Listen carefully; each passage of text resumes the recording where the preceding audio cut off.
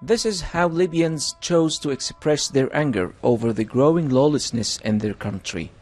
They displayed the national flag on the buildings as part of a campaign against the increasing control that militias exert over their lives. The mood of euphoria that followed the revolution has changed to a deep sense of frustration. The recent brief detention of the Prime Minister proved the instability of the government as a whole. Even parliamentary and government officials admit they're not in control of the country. What are people to make of that? Our top priority is security. We don't care who is in power. Libyans are struggling to rebuild their fractured country. Economic and political reforms have proceeded very slowly 2 years after the overthrow of Muammar Gaddafi. And this latest incident has forced many of them to question, if the Prime Minister cannot protect himself, how can he protect the country?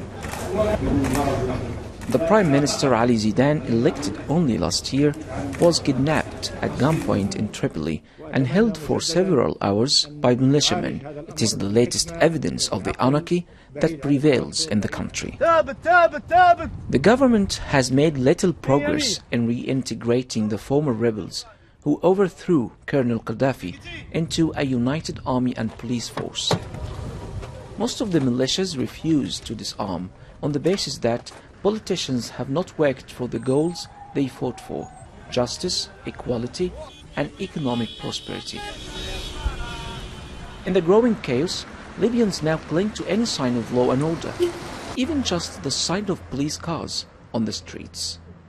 But the police admit they are powerless and themselves a target of militia attacks.